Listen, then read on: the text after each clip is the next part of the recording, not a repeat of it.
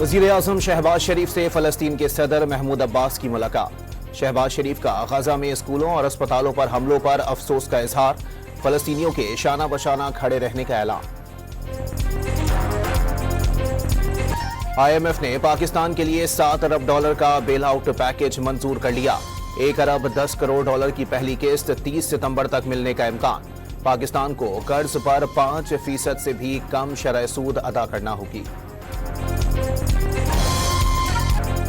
وزیر اعظم کا I am F programme کی منظوری پر اظہار اطمینان۔ وزیر خارجہ، وزیر خزانہ، آرمی چیف، صوبائی حکومتوں، دوست ممالک سعودی عرب، چین اور متحدہ عرب امارات کے تعاون پر اظہار تشکر۔ محنت کر کے اسے آئی ایم ایف کا آخری پروگرام بنانے کا عزم۔ سارے اشاریے مثبت ہیں، مہنگائی بڑھنے کی شرح کم ہو گئی، معاشی بحالی کی کوششیں جاری ہیں، دنیا نے بھی تسلیم کر لیا، آئی ایم ایف معاہدے سے معیشت مستحکم ہوگی۔ وزیر اطلاعات عطا طاہر کی پریس کانفرنس۔ وزیر اعظم آج نیو یارک میں امریکی صدر جو بائیڈن کے خصوصی عشائیے میں شرکت کریں گے۔ شہباز شریف اہم عالمی موضوعات پر اپنے خیالات کا اظہار کریں گے۔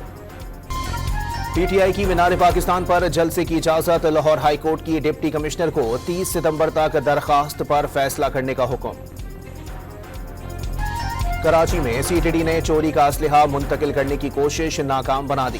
یوسف کوٹ ہب ریور روڈ سے ملزم سے اسلحے سے بھرا کٹ بیگ برآمد۔ اور ٹوبہ ٹیکسنگ میں پنجاب فوڈ اتھارٹی کی کارروائی، 890 کلو بیمار اور مردہ جانوروں کا گوشت تلف کر دیا۔